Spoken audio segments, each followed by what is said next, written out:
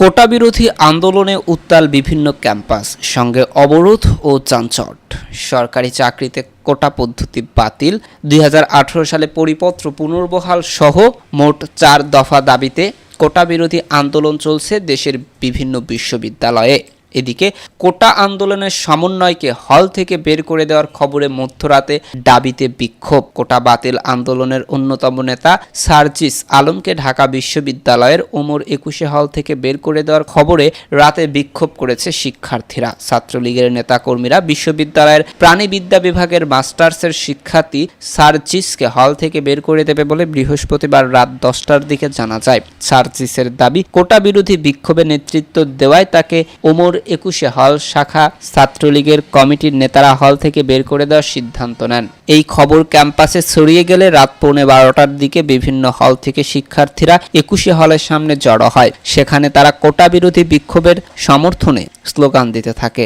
সার্জিসকে কেন হল থেকে বাধ্য করা হলো, প্রভোস্টের কাছে তার জবাব চেয়ে শিক্ষার্থীদের চিৎকার করতে দেখা গেছে। হলের প্রভোস্ট অধ্যাপক ডক্টর ইশতিয়াক এম সাইদকে বিষয়টি খতিয়ে দেখার আশ্বাস দেন। যোগাযোগ করা হলে কেন্দ্রীয় ছাত্রলীগের সভাপতি সাদ্দাম হোসেন দ্য ডেইলি স্টারকে জানিয়েছে, আমরা কাউকে হল ছাড়তে বাধ্য করিনি। হলে কে থাকবে কে থাকবে না সেটা হল কর্তৃপক্ষ ঠিক করে। কাউকে হল ত্যাগ করতে বাধ্য করার জন্য আমরা কোনো নির্দেশ দিইনি, যোগ করে বলেন তিনি। জানতে চাইলে প্রভোস্ট অধ্যাপক doctor Ishtiaque M Sayeed the Daily স্টারকে বলেন, এখানে ভুল বোঝাবুঝি হয়েছে, কাউকে হল থেকে বের করে দেওয়ার কোনো বিষয় নেই।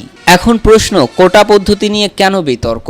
দেশে প্রথম ও দ্বিতীয় শ্রেণীর সরকারি চাকরিতে কোনো ধরনের কোটা থাকবে না বলে 2018 খ্রিস্টাব্দে ঘোষণা দিয়েছিল সরকার। জনপ্রশাসন মন্ত্রণালয়ে ওই বছরে 4 অক্টোবর এই সংক্রান্ত পরিপত্র জারি করেছিল। ফলে তখন সরকারি চাকরিতে প্রথম ও দ্বিতীয় শ্রেণীতে কোটা বাতিল হয়। কিন্তু সম্প্রতি কোটা পদ্ধতি বাতিলের সিদ্ধান্তে অবৈধ ঘোষণা করে রায় দিয়েছে হাইকোর্ট। এতে ক্ষুব্ধ হয়েছে সারা দেশের চাকরি প্রার্থী তরুণ তরুণী ও শিক্ষার্থীরা। কারণ চাকরি প্রার্থীরা মনে করেন আবারও কোটা পদ্ধতি চালু হলে 56% চাকরি চলে যাবে কোটায়, ক্ষতিগ্রস্ত হবে মেধাবীরা। শনিবার বাংলাদেশ পত্রিকায় প্রকাশিত এক প্রতিবেদন থেকে এই তথ্য জানা যায়। চাকরি প্রার্থীরা বলছেন, স্বাধীনতার পরে বাংলাদেশের সরকারি চাকরিতে অনগ্রসর শ্রেণীকে সুবিধা দিয়ে সমতা বিধানের লক্ষ্য কোটার প্রবর্তন করা হয়েছিল। কিন্তু স্বাধীনতার 53 বছর পরে এসেও এসব কোটার কোনো যৌক্তিকতা নেই। তাই সরকারি চাকরিতে কোটা ব্যবস্থা বাতিল করে 2018 খ্রিস্টাব্দে জারি করা পরিপত্র পুনর্বহালের দাবিতে আন্দোলন চালিয়ে আসছে শিক্ষার্থীরা। জানা গেছে, কোটা চালু হলে চাকরি 30% মুক্তিযোদ্ধা কোটা, 10% জেলা কোটা,